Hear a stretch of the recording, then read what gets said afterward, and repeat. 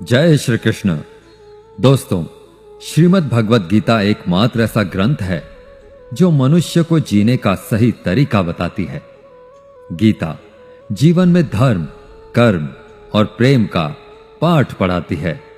श्रीमद् भगवत गीता का ज्ञान मानव जीवन और जीवन के बाद के जीवन दोनों के लिए उपयोगी माना गया है। गीता संपूर्ण जीवन दर्शन है और इसका अनुसरण करने वाला व्यक्ति सर्वश्रेष्ठ होता है। भगवत गीता में कुल 18 अध्याय हैं और 700 श्लोक हैं, जिसे सभी के लिए पढ़ पाना थोड़ा मुश्किल हो जाता है। इसलिए आज के इस बेहद ही खास वीडियो में हम श्रीमद् भगवत गीता से प्रेरित ऐसे अनमोल विचारों के बारे में बात करने वाले हैं जिन्हें जानकर आप श्रीमद् भगवत गीता का सही मतलब समझ पाएंगे। मित्रों, मुझे पूरा विश्वास है कि इस वीडियो को पूरा अंत तक देखने और शांत मन से इसकी बातों को सुनने और समझने के बाद न केवल आपके मन को असीम शांति का अनुभव होगा, बल्कि आपके विचारों में और आपके जीवन में भी बहुत ही सकारात्मक बदलाव अवश्य आएंगे। मैं यह गारंटी के साथ कह सकता हूं कि जो कोई भी इस भगवत गीता से प्रेरित सार को पूरा अंत तक सुनेगा और इसके ज्ञान को अपने जीवन में उतारेगा, उसे अपनी हर समस्या का, हर परेशानी का समाधान अवश्य मिलेगा। उसे वह सब कुछ मिलेगा जो वह पाना चाहता है। इसलिए इस सार को आप हर रोज सुबह और रात में सोने से पहले अवश्य सुने। भगवान श्री कृष्ण कहते हैं, यह संसार मेरी ही माया है। यह संसार मुझसे ही उत्पन्न हुआ है। मैं ही इसका पालन पोषण करता हूं और मैं ही इस सृष्टि का विनाश भी करता हूं। मैं भूत, वर्तमान और भविष्य के सभी प्राणियों को जानता हूं, लेकिन वास्तविकता में मुझे कोई नहीं जानता। श्री कृष्ण कहते हैं, जिस तरह प्रकाश की ज्योति अंधेरे में चमकती है, ठीक उसी प्रकार सत्य भी चमकता है। इसलिए मनुष्य को हमेशा सत्य की राह पर ही चलना चाहिए। मित्रों, कुरुक्षेत्र की युद्ध भूमि में हुए महाभारत के भीषण युद्ध के प्रारंभ में ही अर्जुन युद्ध भूमि में अपने चारों तरफ युद्ध की इच्छा से आए हुए अपने परिजनों, भाई बंधुओं और गुरुजनों को देखकर घबरा जाते हैं, निराश और हताश हो जाते हैं और बहुत ही दुखी होकर के वे श्री कृष्ण के समक्ष अपने दुख और दुविधा को प्रकट करते हैं। अर्जुन कहते हैं, हे केशव, मैं कैसे यह युद्ध कर सकता हूं?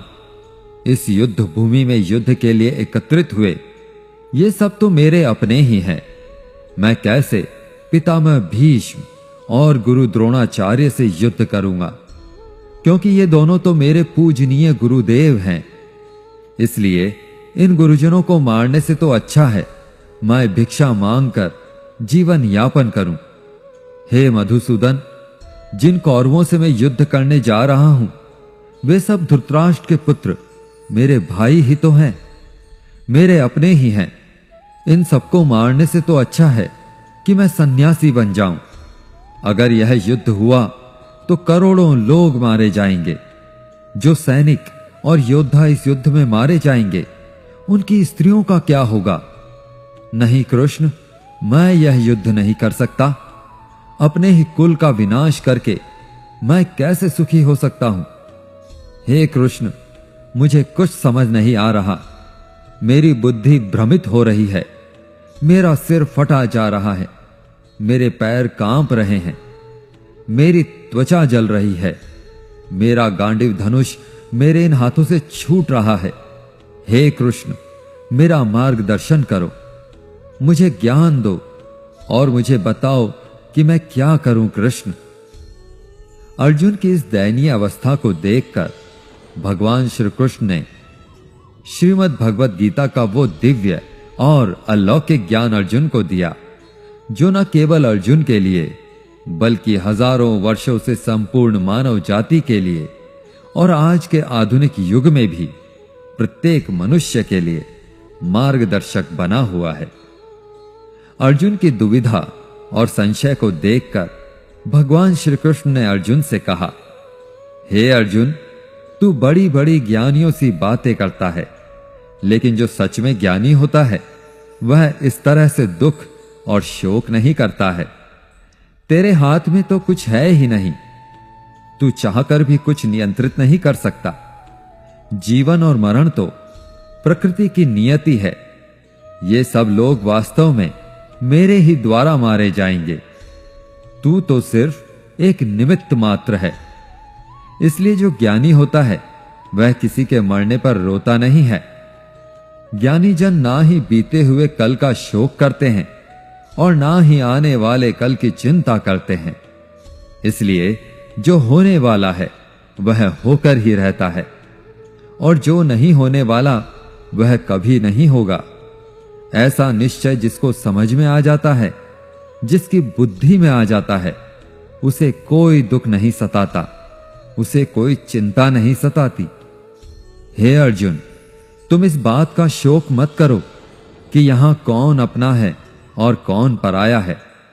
जो अधर्म करता है उसके साथ युद्ध करना एक क्षत्रिय का धर्म है, और अपने धर्म का पालन करना तुम्हें मोक्ष और मुक्ति देगा। तुम अपने मन से इस मोह को त्याग दो, नहीं तो सारा जग तुम्हारी निंदा ही करेगा। अगर आज तुम यह युद्ध नहीं करोगे तो सारा संसार तुम्हें नपुंसक और डरपोक कहेगा। यहां बात अपने पराये की नहीं है, यहां बात है धर्म और अधर्म की, बात है सही और गलत की। अगर तुम गलत को सहोगे, उसका अंत नहीं करोगे, तो गलत करने वाले को और अधिक बल मिलेगा और वह और भी अधिक अधर्म करेगा। इसलिए अपने मोह को त्याग करके तुम युद्ध करो। श्रीमद् भगवत गीता में भगवान श्री कृष्ण बताते हैं, हे अर्जुन, मृत्यु एक अटल सत्य है जिसे कभी टाला नहीं जा सकता है। इस संसार का जब से निर्माण हुआ है तब से जन्म मृत्यु का चक्र चलता आ रहा है। जिस प्रकार मनुष्य अपने पुराने वस्त्रों को त्याग कर नए वस्त्र धारण करता है, ठीक उसी प्रकार आत्मा पुराने व्यर्थ शरीर को त्याग कर नए शरीर को धारण करती है। यही प्रकृति का नियम है। इस सत्य को स्वीकार करके भय मुक्त होकर के आज में ही जीना चाहिए। ज्ञानी व्यक्ति ना तो मरने वाले का शोक करते हैं और ना ही उनका मोह करते हैं जो अभी जीवित हैं, क्योंकि वह जानते हैं कि जो मर गया वह फिर से जन्म लेगा और जो जीवित है वह एक ना एक दिन अवश्य मरेगा। हे अर्जुन, मैं सभी प्राणियों के हृदय में स्थित सबका आत्मा हूं। संपूर्ण प्राणियों का आदि, मध्य और अंत भी मैं ही हूं। मैं ग्रहों में सूर्य हूं, वेदों में सामवेद हूं, देवों में इंद्र हूं, इंद्रियों में मन हूं।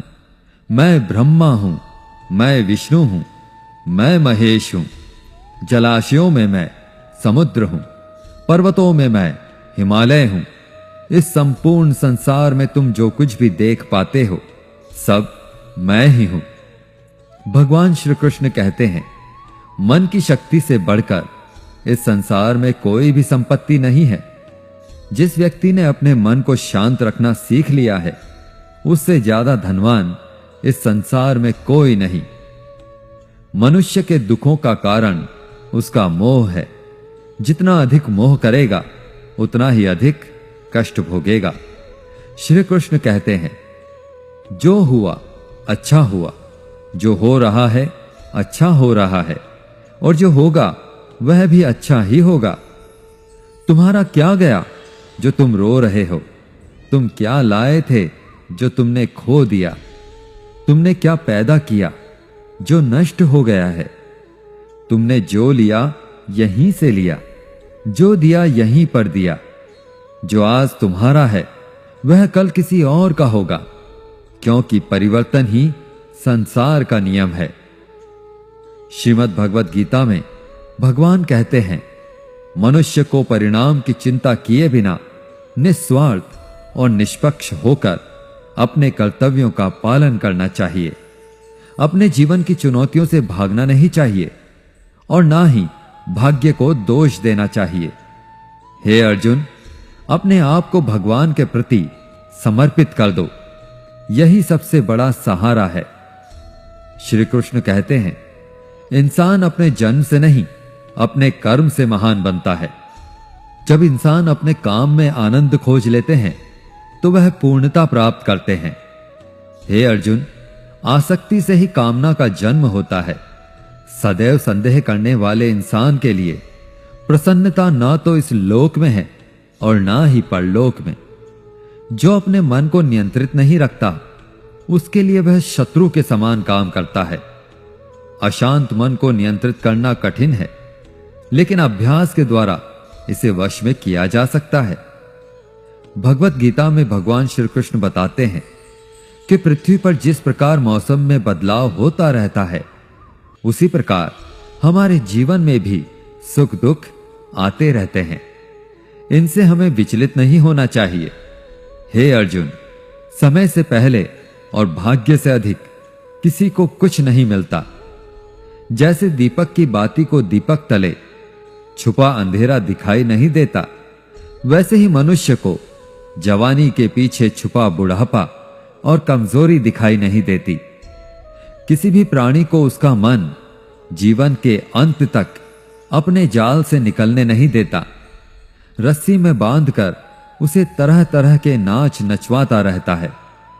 वह जीव को इतनी फुर्सत ही नहीं देता है कि वह अपने अंतर मन में झांक कर अपनी आत्मा को पहचान सके और आत्मा के अंदर जिस परमात्मा का प्रकाश है, उस परमात्मा का साक्षात्कार करे, उसे देख सके। जब भगवान श्री कृष्ण से अर्जुन पूछते हैं कि हे केशव, यह सब मानकर भी कि आत्मा नित्य, सनातन और अजन्मा है, उसे शस्त्र नहीं काट सकते, आग नहीं जला सकती, फिर भी प्राणी की आत्मा को दुख, सुख, शोक, खुशी, मान अपमान, पीड़ा और आनंद का एहसास क्यों होता है? तब भगवान श्री कृष्ण कहते हैं, हे पार्थ, मैंने पहले ही तुम्हें बताया कि सुख दुख का आभास करना आत्मा का काम नहीं, शरीर का काम है। तब अर्जुन कहते हैं, हे केशव, शरीर को दुख और पीड़ा तभी होगी जब शरीर को कोई चोट लग जाए या उसका कोई अंग कट जाए। जैसे शरीर आग में जल जाए, उससे जो पीड़ा होती है वह तो शरीर की पीड़ा है, परंतु मानहानि होने से जो दुख होता है या मान होने से जो आनंद होता है, उसमें तो शरीर को कोई चोट नहीं पहुंचती। वो मानहानि का दुख, वो अपकीर्ति की पीड़ा, वो तो आत्मा को ही होती है ना। तब भगवान श्री कृष्ण अर्जुन से कहते हैं, नहीं अर्जुन, यह कीर्ति, अपकीर्ति, मान, अपमान, ये लाभ हानि, ये जीतने का आनंद अथवा हारने की पीड़ा, ये भी आत्मा को नहीं होती। यह आत्मा का काम नहीं है, यह तो मन की शरारत है। भगवान श्री कृष्ण कहते हैं, हे अर्जुन, यह याद रखो कि प्राणी के शरीर का एक अदृश्य अंग है मन, जो दिखाई नहीं देता लेकिन सबसे शक्तिशाली हिस्सा है। आत्मा से इसका कोई संबंध नहीं है। आत्मा रथ में बैठे हुए रथ का स्वामी है, तो मन शरीर रूपी रथ का सारथी है। यह मन ही इंद्रियों के घोड़ों को इधर उधर भटकाता रहता है और यौवन के आवेश में चंचल हो जाता है।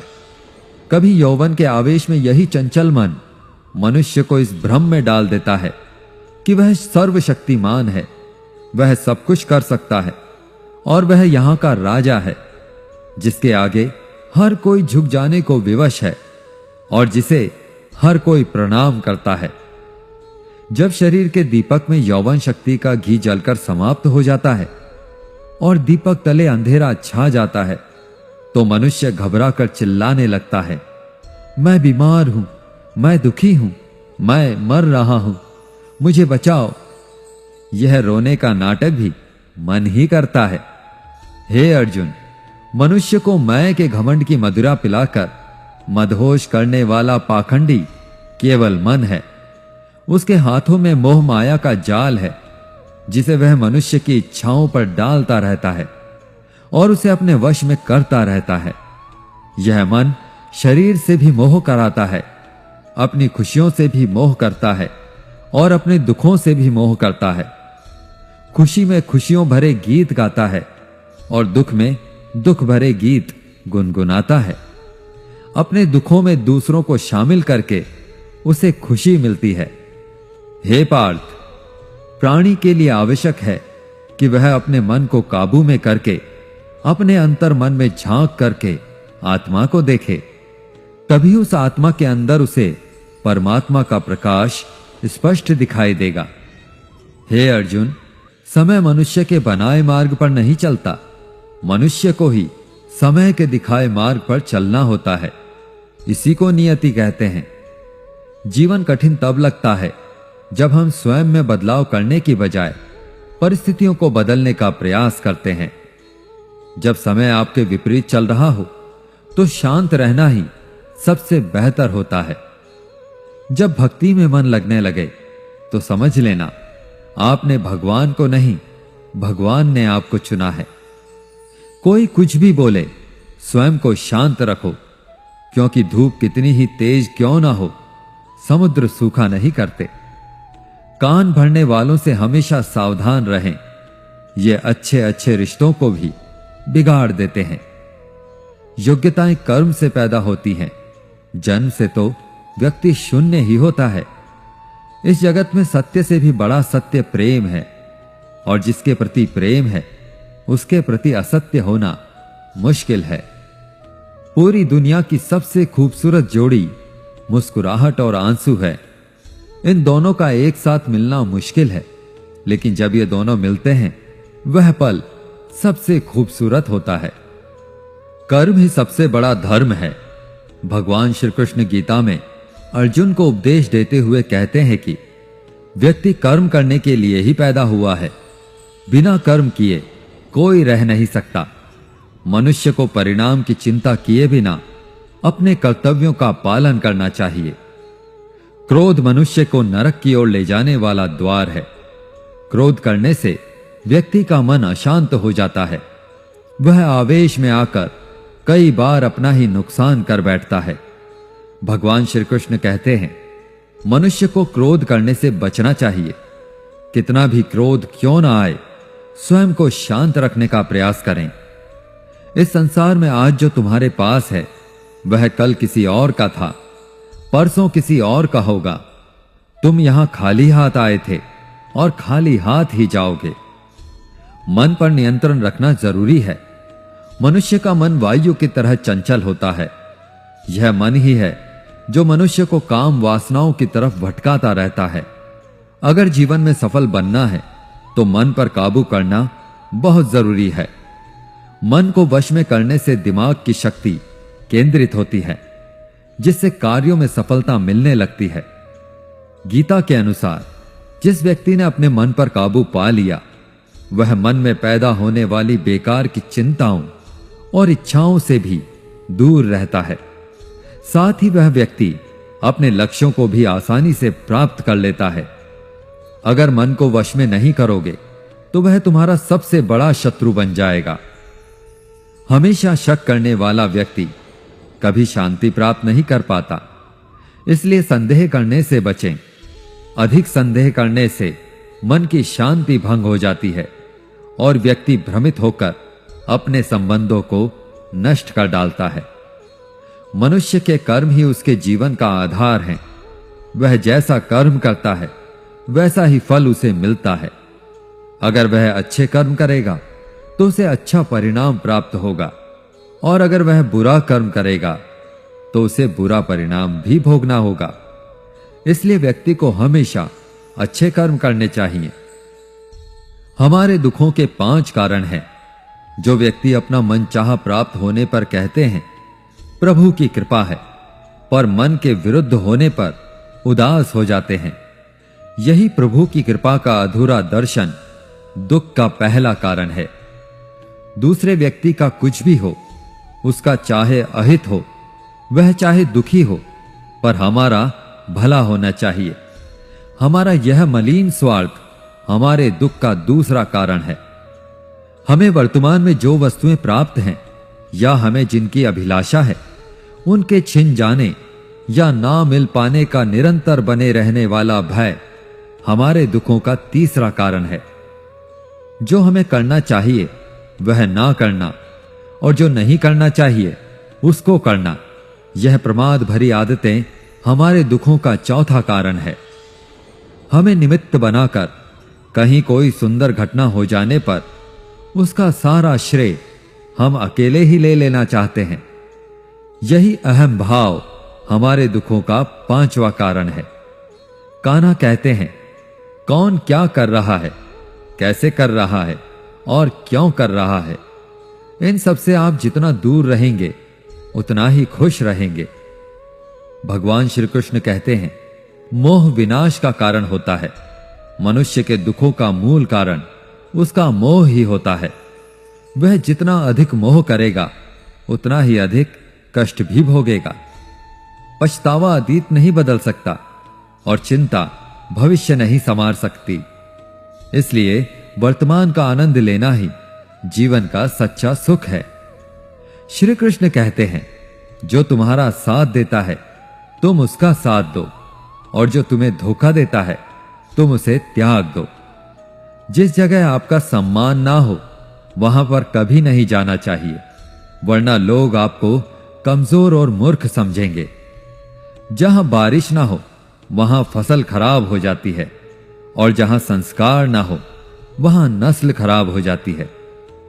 इतनी जल्दी दुनिया की कोई चीज नहीं बदलती जितनी जल्दी इंसान की नीयत और नजर बदल जाती है। इस संसार में वही सुखी है जो दुख में ज्यादा दुखी ना हो और सुख में ज्यादा उछले नहीं। सुख दुख, मान अपमान, जय पराजय, खोना पाना, आना जाना, लाभ हानि तो लगा ही रहेगा। जीवन में अगर एक जैसी स्थिति बनी रहे तो मनुष्य का जीना मुश्किल हो जाएगा। जिन्हें दूसरों की थाली में घी ज्यादा दिखता है वे खुद कभी चैन से नहीं रह पाते। व्यक्ति को हमेशा वह चाहिए जो उसके पास नहीं है, और वह मिल जाए तो नई महत्वाकांक्षाएं उसकी जगह ले लेती हैं। इस तरह उसका पूरा जीवन असंतोष में ही बीत जाता है। संतुष्टि ही जीवन का मूल मंत्र है। अगर इंसान में संतोष है तो कोई दुख उसे तोड़ नहीं सकता। यही है जीवन का रहस्य। समझदार व्यक्ति जब संबंध निभाना बंद कर देता है तो समझ लेना चाहिए कि उसके आत्मसम्मान को कहीं ना कहीं बहुत ठेस पहुंची है। प्रेम सदैव माफी मांगना पसंद करता है और अहंकार सदैव माफी सुनना पसंद करता है। भगवान श्री कृष्ण कहते हैं, कर्म ही तुम्हारी पहचान है, वरना एक नाम के तो यहां हजारों इंसान हैं। अच्छे कर्म करने के बावजूद भी लोग केवल तुम्हारी बुरी बातें ही याद रखेंगे। इसलिए लोग क्या कहते हैं इस पर कभी ध्यान मत दो। किसी को धोखा देना एक कर्ज है जो आपको किसी और के हाथों एक दिन जरूर मिलेगा। एक अच्छी नजर वही है जो सिर्फ अपनी कमियों और दूसरों के गुणों को तलाश करती है। कभी उस व्यक्ति पर भरोसा मत करो जो वक्त के साथ स्वभाव बदल लेता है। लोग दर्पण कभी भी ना देखते अगर दर्पण में चित्र की जगह चरित्र दिखाई देता। आप किसी की तारीफ कितनी भी कर सकते हो, लेकिन अपमान हमेशा नाप तोल कर करना, क्योंकि यह वह उधार है जो हर कोई ब्याज सहित चुकाने के लिए तैयार रहता है। जिंदगी में हद से ज्यादा खुशी और हद से ज्यादा गम किसी को मत बताना, क्योंकि यह दुनिया हद से ज्यादा खुशी पर नजर लगा देती है और हद से ज्यादा गम पर नमक लगाती है। जीवन में कभी किसी से अपनी तुलना मत करो। तुम जैसे भी हो सर्वश्रेष्ठ हो। इस दुनिया में दो तरह के लोग होते हैं। पहले वो जो छोटी सी मुसीबत आने पर डर जाते हैं, घबरा जाते हैं और दुखी हो जाते हैं, और दूसरे वे लोग चाहे उनकी जिंदगी में कितनी भी बड़ी मुश्किलें आ जाएं, लेकिन वो हमेशा खुश रहते हैं, हर मुसीबत में खुद को संभाल लेते हैं। एक वो होते हैं जिनके पास सब कुछ होता है लेकिन फिर भी वो हमेशा दुखी दिखते हैं, और दूसरे वो जिनके पास चाहे कुछ भी ना हो, लेकिन फिर भी वो प्रभु का नाम लेते हैं और हमेशा मुस्कुराते रहते हैं। सबको अपना जीवन बदलने के लिए समय मिलता है, परंतु समय बदलने के लिए दोबारा जीवन नहीं मिलता। श्री कृष्ण कहते हैं, जो होने वाला है वह होकर रहता है, और जो नहीं होने वाला वह कभी नहीं होता। ऐसा निश्चय जिनकी बुद्धि में होता है, उन्हें चिंता कभी नहीं सताती। हे अर्जुन, तुम इस दुनिया में अकेले ही आए थे और अकेले ही जाओगे। वास्तविकता में यहां कोई आपका अपना नहीं है। एक दिन जो मां बाप हमें जन्म देते हैं, वह भी हमें छोड़ करके चले जाते हैं, तो औरों से क्या उम्मीद करना। और यदि कोई आपका साथ छोड़ दे, तो याद रखना, वह ईश्वर सदा आपके साथ है। वह आपका साथ कभी नहीं छोड़ता। श्री कृष्ण कहते हैं, चाहे कोई मनुष्य मुझे माने या ना माने, लेकिन मैं उसका साथ कभी नहीं छोड़ता, क्योंकि ये सब मेरी ही संतानें हैं। इसलिए जो इंसान खुद को अकेला समझकर दुखी हो जाता है, उसे अकेलेपन से डरने और दुखी होने की कोई जरूरत नहीं। जीवन में जब भी मुश्किल आए तो हिम्मत मत हारो, बस थोड़ा धीरज रखो। जो लोग मुश्किल वक्त में खुद को थोड़ा संभाल कर धीरज रख लेते हैं, वे हर मुश्किल को आसानी से पार कर जाते हैं। लेकिन जो लोग मुश्किलों से डर जाते हैं, उनकी मुश्किलें और बढ़ जाती हैं। और जो लोग मुश्किल में अपनी हिम्मत को संभाल लेते हैं, वे बड़ी से बड़ी मुश्किल को भी आसानी से पार कर जाते हैं। जीवन में सबसे बड़ी गलती वही होती है जिस गलती से हम कुछ सीख नहीं पाते। तुम आज जो भी काम कर रहे हो, उसका फल तुम्हें कल प्राप्त होगा, और जो तुम्हारे पास है वह तुम्हारे द्वारा किए गए पिछले कर्मों का ही फल है। भगवान श्री कृष्ण कहते हैं, जो मनुष्य श्रद्धा भाव से मेरी भक्ति करता है, मैं उसे वही चीज देता हूं जो उसके पास नहीं है, और जो उसके पास है, मैं उसकी रक्षा भी करता हूं। अपनी ऊर्जा को चिंता करने में खत्म करने से बेहतर है इसका उपयोग समाधान ढूंढने में किया जाए। बुराई को देखना और सुनना ही बुराई की शुरुआत होती है। प्रेरणा का सबसे बड़ा स्रोत आपके अपने विचार हैं, इसलिए बड़ा सोचें और खुद को जीतने के लिए प्रेरित करें। कर्मों का गणित बड़ा सीधा और सरल है। कर भला तो हो भला, कर बुरा तो हो बुरा। जो मनुष्य जीभ पाकर भी राधा कृष्ण का कीर्तन नहीं करता, वह दुर्बुद्धि मनुष्य मोक्ष की सीढ़ी पाकर भी उस पर चढ़ने की चेष्टा नहीं करता। दुख भोगने वाला आगे चलकर सुखी हो सकता है, मगर दूसरों को दुख देने वाला कभी सुखी नहीं हो सकता।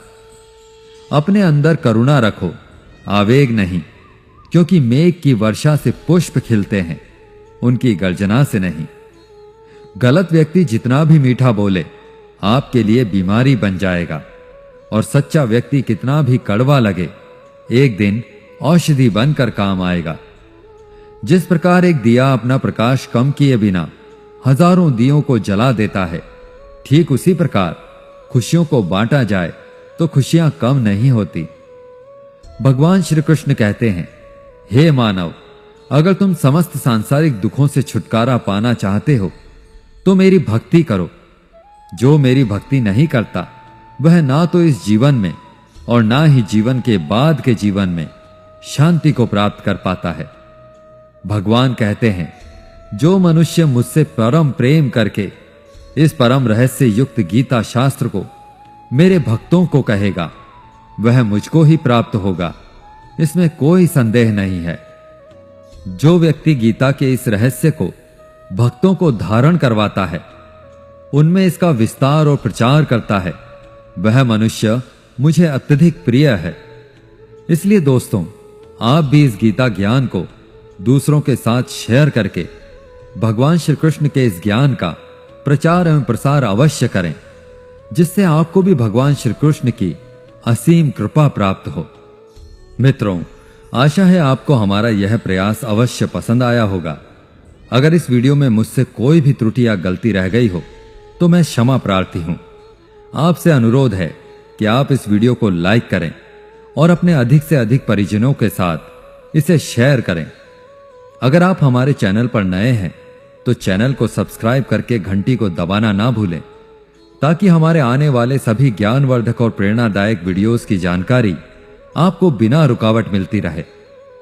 कमेंट बॉक्स में जय श्री राधे कृष्ण लिखकर परमात्मा को अपना आभार व्यक्त अवश्य करें। जय श्री राधे कृष्ण। राधे राधे।